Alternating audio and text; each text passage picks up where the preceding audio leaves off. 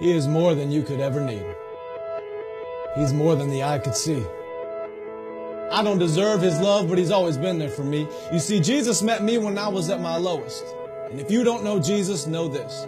He is the greatest example of generosity this world of greed has ever seen. And when Jesus hit the scene, He changed the scenery and met diversity with serenity. If you're looking for peace, He offers plenty. Jesus was and Jesus will forever be King. And when the angels sing, they sing of the grace that was displayed for sinners like me. I can't explain Him and I can't describe Him. And if I could, He wouldn't be Jesus, because you can't explain eternity and you can't comprehend the galaxies. But it was the loving hands of Jesus who spun them into existence and created man, knowing He would go to the cross to pay our sentence.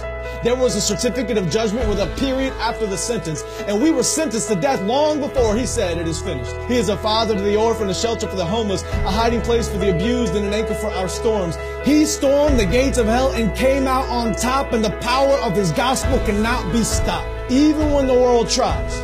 They try a lot. He traded places with Barabbas and became the catalyst of missions across the world, covering every portion of the atlas. If you're in need of rest, I know of a mattress. If you don't know Jesus, your future is tragic, but He gladly embraced tragedy so we could live in His presence of majesty. His presence is presence, and it's His presence that presents preciousness to a world of peasants. He is far from pretentious, but still loves those who are. He is the light of the world and hung the stars. He brings the dead to life and delivers life to the dead. He took a crown of thorns on His head so we could put crowns at His feet, and I can't wait until I get to kiss His feet that were nailed to a cross for me and for you and for every person around the world. He loves the world, and I love His Word, because the Word became flesh, and in His flesh He demonstrated the Word to the world. He is an example to every boy and every girl. He is a lover of black people. He is a lover of white people. He is a lover of the unchurched and the assembly under the steeple. He doesn't see the believers' failures, but still takes time to celebrate their faithfulness.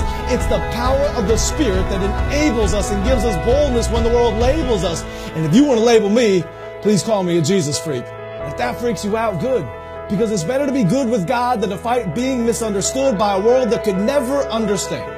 So let it be understood that I don't worship man. We worship Jesus. And although He doesn't need us, He still sees us and pleads with us to run to the cross where He bled for us. His heart bleeds for us. His heart grieves for us. But still graciously grants us a pardon for our treason in a season where the world tries to explain away the work of the Spirit with human reasoning. There's a reason they can't.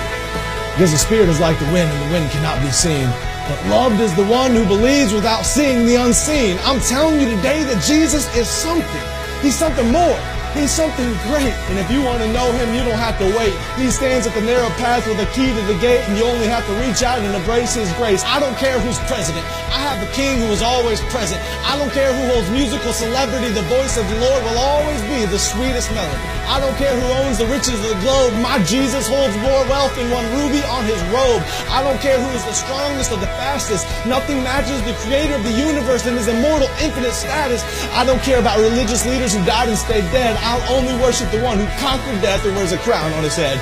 His name is Jesus, and I'm telling you, He's something. He was faithful yesterday, and He is faithful today. I can feel His presence whenever I pray. And when the time comes for me to fade away, I'll remember the day I heard Him say, "My name is Jesus."